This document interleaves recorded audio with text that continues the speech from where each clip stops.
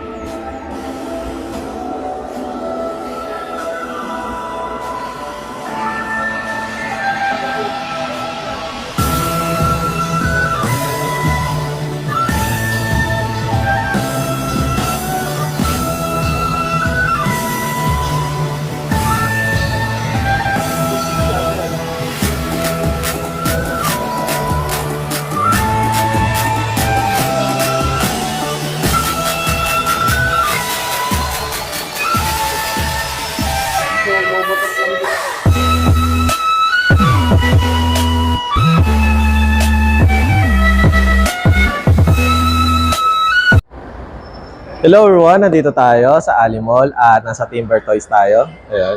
Titingnan natin kung ano mga available na action figure or mga collective na items or mga treasure hunt na hinahanap ng mga batang 80s, 90s, kahit ng mga 70s at mga present na laruan. Sama sa biyahe ko.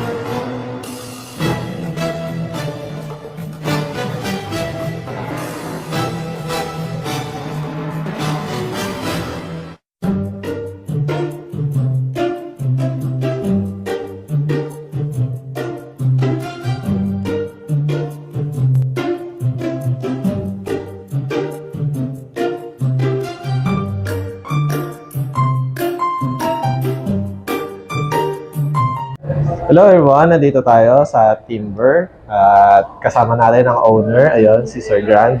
At Sir Grand, ayun pala sir, kailan po pala na-establish tong shop sir? Ito nung last year, November 11. November 11. At sir, ano pala makikita nila dito sa Timber Toys? Timber Toys. Ito may mga tayo, may ibang laruan, may ibang mga owner din, may ibang mga owner natin. So, makikita nyo, may mga Spider-Man, may mga Marvel, may mga Funkos, may mga Transformers, anime, saka all authentic. So wala tayong mga rito. Mga BLKO. Mga BLKO. So, yung mga ganun lang. Iba, mga pambata, mga pangmatanda. Then, ayun sir, At next question, sir, ano pala yung mga shrine nyo? Shrine. So, ang kinokollect ko, since nung ano ako sa action figure, is Superman. Superman. Tapos may konting Star Wars, mga ganun lang. Then, ayun, sir, para sa mga gustong mag-collect or parang mag-start pa lang, ayun, ano po pala yung mga must-have or dapat nila malaman? Sir? Yun siguro, sa mga bago mag-collect, huwag kayong maghihinayang. Or, basta isipin nyo kung ano yung unahin yung i-collect. Kasi mahirap yung bili ka ng bili, tapos di mo alam kung ano pala yung gusto mo i-collect. Yun yung mahirap. So, hinay-hinay lang. Tsaka pera pa din yan eh. Then, ayun, sir, kunwari, nakabili na sila.